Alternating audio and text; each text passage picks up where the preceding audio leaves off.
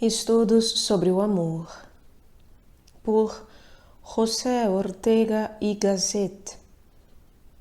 Tradução e notas Wagner Chadec. Vídeo editorial. Canal Le Conde. Terceiro, feições do amor. Falemos do amor, mas comecemos por não falar de amores. Os amores são histórias mais ou menos acidentais que acontecem entre homens e mulheres. Nelas intervêm fatores inumeráveis que complicam e emaranham seu processo, ao ponto que, na maior parte dos casos, há nos amores de tudo menos isto que a rigor merece chamar-se amor. É de grande interesse uma análise psicológica dos amores, com sua pitoresca casuística. Porém, mal poderíamos nos entender se antes não averiguássemos o que é própria e puramente o amor. Ademais, seria apequenar o tema reduzir o estudo do amor ao que sentem uns pelos outros, homens e mulheres. O tema é muito mais vasto, e Dante cria que o amor move o sol e as outras estrelas. Sem chegar a esta ampliação astronômica de erotismo, convém que tratemos do fenômeno do amor em toda a sua generalidade. Não só ama o homem a mulher e a mulher o homem, senão que amamos a arte ou a ciência, ama a mãe o filho e o homem religioso ama a Deus. A ingente variedade e distância entre estes objetos, onde o amor inserta-se, far-nos-á cautos para não considerar como essenciais ao amor atributos e condições que mais bem procedem dos diversos objetos que podem ser amados. Há 2 séculos fala-se muito de amores e pouco de amor. Enquanto todas as épocas, desde o bom tempo da Grécia, tiveram uma grande teoria dos sentimentos, as 2 últimas centúrias carecem dela. O mundo antigo orientou-se primeiro na de Platão, logo na doutrina estoica. A Idade Média aprendeu a de Santo Tomás e dos árabes. O século XVII estudou com fervor a teoria das paixões de Descartes e Spinoza. Porque não houve grande filósofo do passado que não se cresse obrigado a elaborar a sua. Nós não possuímos nenhum ensaio, em grande estilo, de sistematizar os sentimentos. Só recentemente os trabalhos de Fender ou Pifander e Scheller voltam a movimentar o tema. E, no entanto, nossa alma fez-se cada vez mais complexa e nossa percepção mais sutil. Daí que não nos baste repousar nessas antigas teorias afetivas. Assim, a ideia que Santo Tomás, resumindo a tradição grega, nos dá do amor é evidentemente errônea. Para ele, amor e ódio são 2 formas de desejo, de apetite ou da concupiscência. O amor é o desejo de algo bom enquanto bom. Concuspicibili circa bonum. O ódio, um desejo negativo, uma repulsa do mal enquanto tal. Concuspicibili circa malum. Acusa-se aqui a confusão entre os apetites ou desejos e os sentimentos de que padecem todo o passado da psicologia até o século XVIII. Confusão que voltamos a encontrar no Renascimento, se bem que transposta à ordem estética. Assim, Lorenzo o Magnifico diz que l'amore è un appetito di bellezza. O amor é um apetite de beleza. Mas esta é uma das distinções mais importantes que precisamos fazer para evitar que se nos escape entre os dedos o específico, o essencial do amor. Não há nada mais fecundo em nossa vida íntima do que o sentimento amoroso, tanto que vem a ser o símbolo de toda a fecundidade. Do amor nascem, pois, no sujeito muitas coisas, desejos, pensamentos, volições, atos. Mas todos estes que nascem do amor, como a colheita de uma semente, não são o amor mesmo. Antes, pressupõem a existência deste. Aquilo que amamos, é claro, em algum sentido e forma, desejamo-lo também. Mas, ao contrário, desejamos notoriamente muitas coisas que não amamos, em relação às quais somos indiferentes no plano sentimental. Desejar um bom vinho não é amá-lo. O morfinômano deseja a droga ao mesmo tempo que a odeia por sua ação nociva. Mas há outra razão mais rigorosa e delicada para separar amor e desejo. Desejar algo é, em definitivo, tendência à possessão desse algo, onde possessão significa, de um modo ou de outro, que o objeto entre em nossa órbita e venha como a formar parte de nós. Por esta razão, o desejo morre automaticamente quando se efetiva, fenece ao satisfazer-se. O amor, ao contrário, é um eterno insatisfeito. O desejo tem um caráter passivo e, a rigor, ao desejar, o que desejo é que o objeto venha a mim. Sou centro de gravitação, onde espero que as coisas venham a cair. Vice-versa. No amor, tudo é atividade, segundo veremos. E em vez de consistir em que o objeto venha a mim, sou eu que vou ao objeto e estou nele. No ato amoroso, a pessoa sai fora de si. É talvez o ensaio máximo que a natureza faz para que cada qual saia de si mesmo até outra coisa. Não ela para mim, senão eu gravito até ela. Santo Agostinho, um dos homens que mais profundamente pensou sobre o amor, consegue às vezes libertar-se dessa interpretação que faz do amor um desejo ou apetite. Assim diz em lírica expressão: meu amor é um peso, por ele vou aonde quer que vá. Amor é gravitação até o amado. Spinoza pretendeu retificar esse erro e, aludindo aos apetites, busca uma base emotiva para o sentimento amoroso e para o ódio. Segundo ele, seria o amor a alegria unida ao conhecimento de sua causa. O ódio, ao contrário, a tristeza unida ao conhecimento de seu agente. Amar algo ou alguém seria simplesmente estar alegre e dar-se conta, similarmente, de que a alegria chega-nos desse algo ou alguém. De novo, achamos aqui o amor confundido com suas possíveis consequências. Quem duvida que o amante pode receber a alegria do amado? Mas não é menos certo que o amor seja às vezes triste como a morte, tormento soberano, imortal. E é ainda mais. O verdadeiro amor percebe-se melhor a si mesmo e, por assim dizer, mede-se e calcula a si próprio na dor e sofrimento de que é capaz.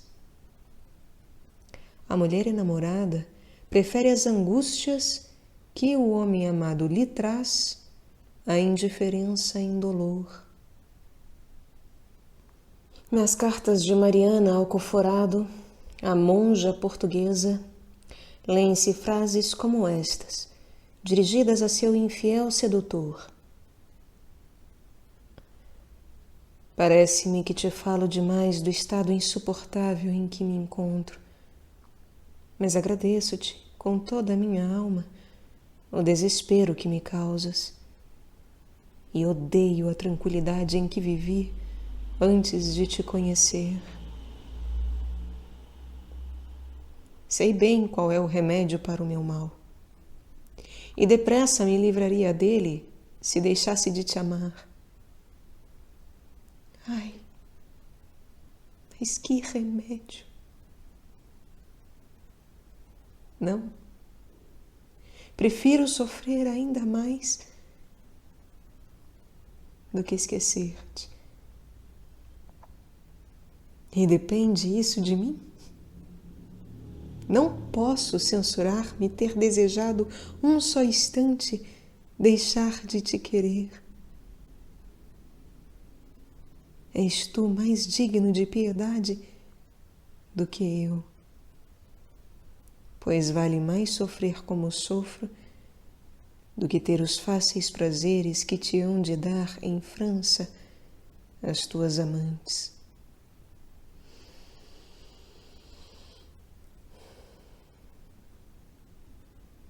A primeira carta termina: adeus, ama-me sempre e faz-me sofrer mais ainda. E 2 séculos mais tarde, a senhorita de Lespinasse: amo-vos como se deve amar, com desespero. Spinoza não considerou bem. Amar não é alegria. O que ama a pátria talvez morra por ela e o mártir sucumbe por amor. Vice-versa. Há ódios que gozam de si mesmos, que se embriagam rotundamente com o mal sobrevindo ao odiado. Posto que estas ilustres definições não nos satisfazem, vale mais ensaiar diretamente e descrever o ato amoroso, filiando-o, como faz o entomólogo com um inseto capturado na mata. Espero que os leitores tenham amado algo ou alguém e possam agora prender seu sentimento pelas asas translúcidas e mantê-lo fixo ante o olhar interior.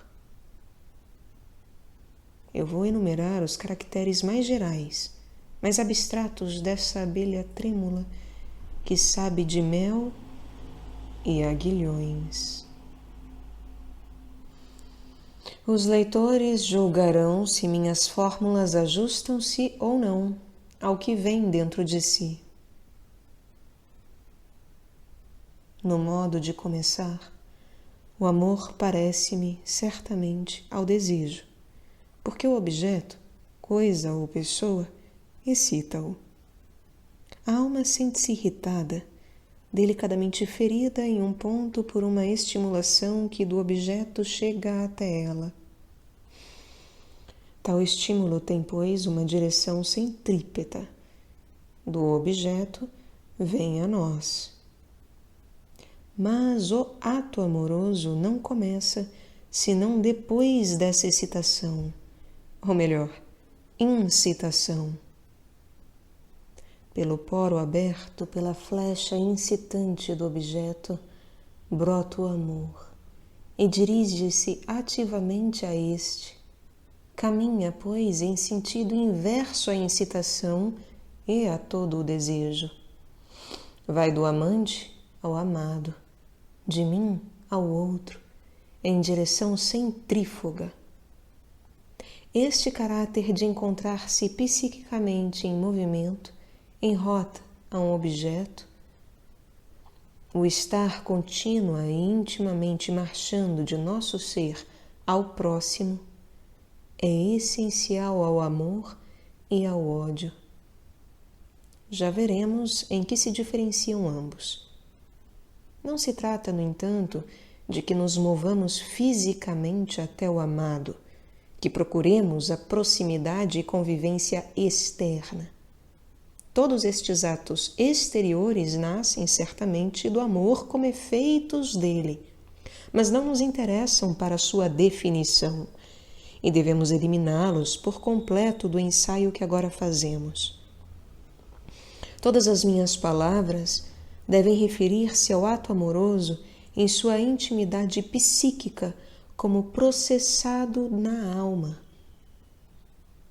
Não se pode ir a Deus que se ama com as pernas corpóreas, e não obstante, o amar é estar indo para Ele. No amar, abandonamos a quietude e conforto dentro de nós e emigramos virtualmente até o objeto. E esse constante estar emigrando é estar amando.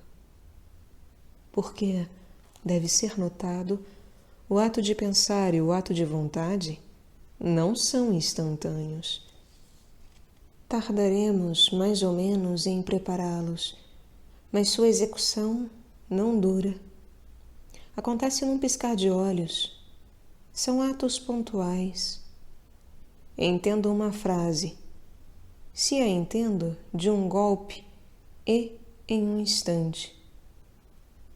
Ao contrário, o amor prolonga-se no tempo. Não se ama em série de instantes súbitos, de pontos que se acendem e apagam como a faísca do ímã, mas que se está amando o amado com continuidade. Isto determina uma nova nota do sentimento que analisamos. O amor é uma fluência, um jorro de matéria anímica, um fluido que emana com continuidade como de uma fonte.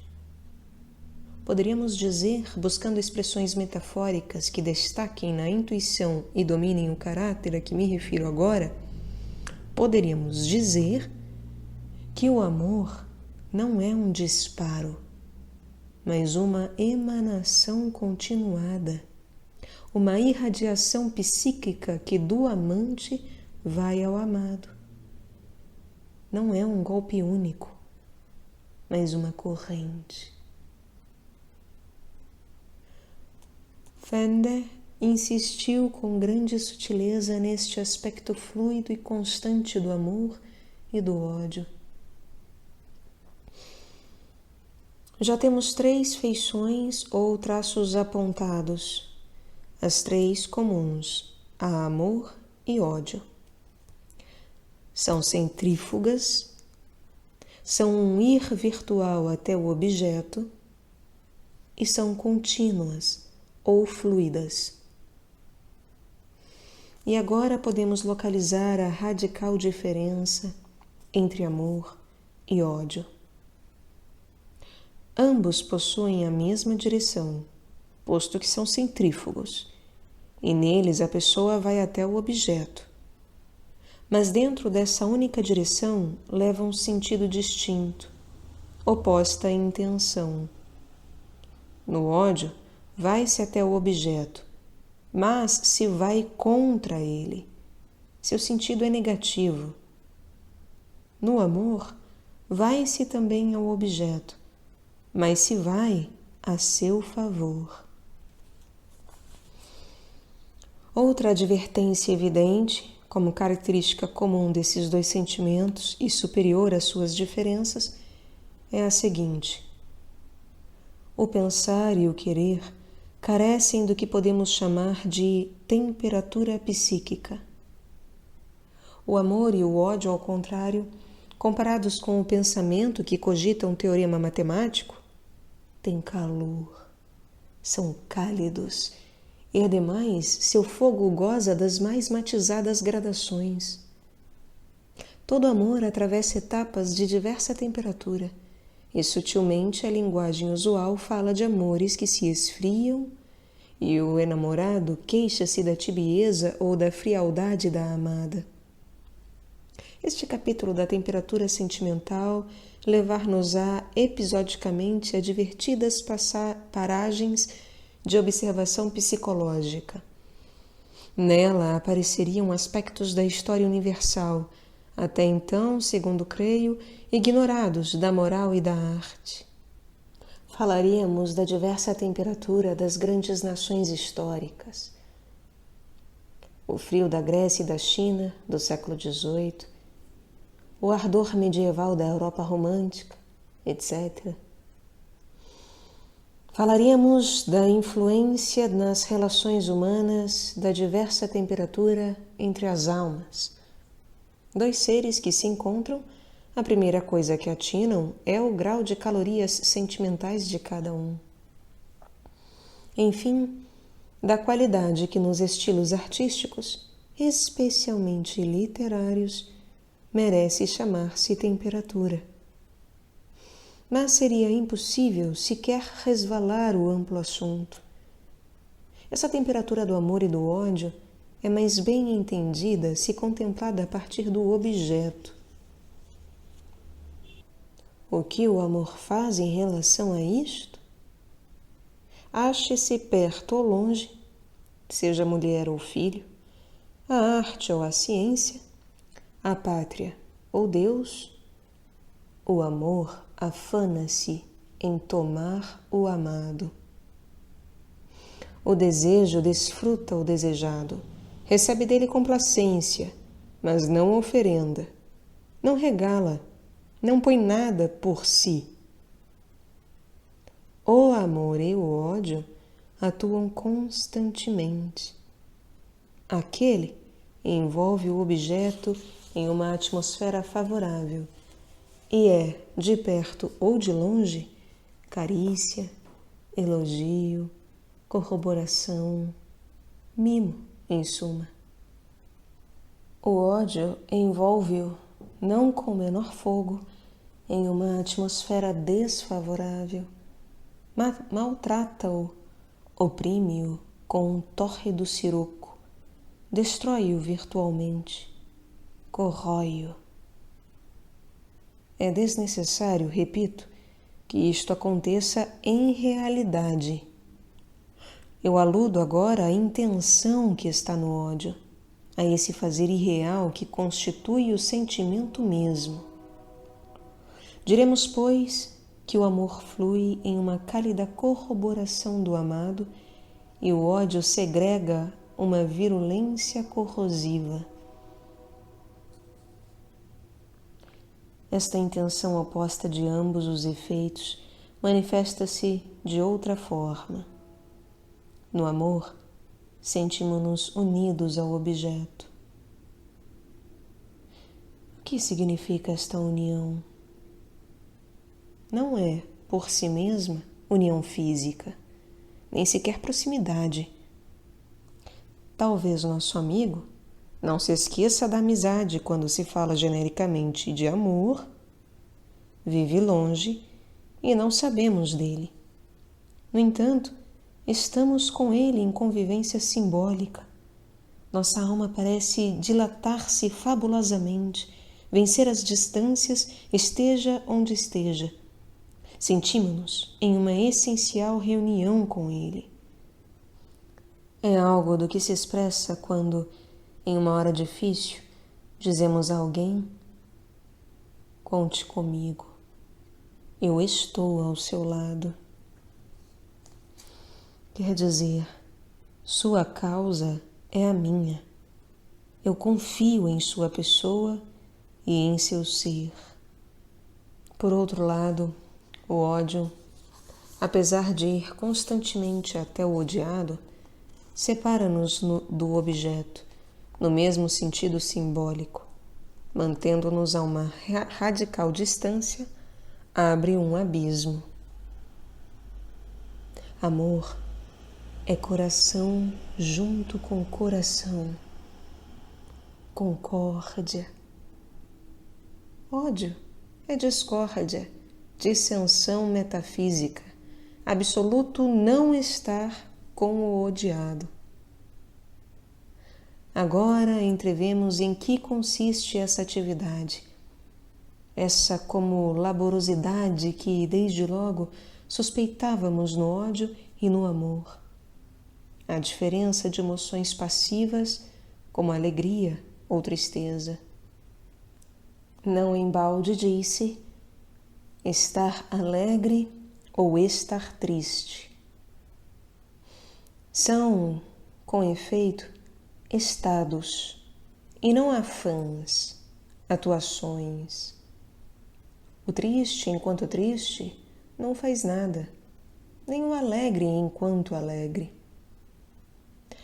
O amor, ao contrário, chega a essa dilatação visual até o objeto e ocupa-se em uma faina invisível, mas divina, e a mais atuante que cabe. Ocupa-se em afirmar seu objeto. Pense-se o que é amar a arte ou a pátria. É como não duvidar um momento do direito que tem a existir. É como reconhecer e confirmar em cada instante que são dignos de existir. E não à maneira de um juiz que sentencia friamente reconhecendo um direito, mas a guisa de sentença favorável é, às vezes, intervenção, execução. Opostamente, odiar é estar como matando virtualmente o que odiamos, aniquilando na intenção, suprimindo seu direito a respirar. Odiar alguém é sentir irritação por sua simples existência. Só satisfaria sua radical desaparição. Não creio que haja sintoma mais substancial de amor e ódio que este último. Amar uma coisa é estar empenhado em que exista. Não admitir, no que depende de si, a possibilidade de um universo onde aquele objeto esteja ausente. Mas note-se que isto vem a ser o mesmo que lhe estar continuamente dando vida, no que depende de nós, intencionalmente. Amar é vivificação perene, criação e conservação intencional do amado. Odiar é a anulação e assassinato virtual, mas não um assassinato que se executa uma vez, mas estar odiando é estar sem descanso assassinando, apagando da existência o ser que odiamos. Se a esta altura resumimos os atributos que do amor se nos revelaram, diremos que é um ato centrífugo da alma que vai até o objeto em fluxo constante e envolve-o em cálida corroboração, unindo-nos a ele e afirmando executivamente seu ser.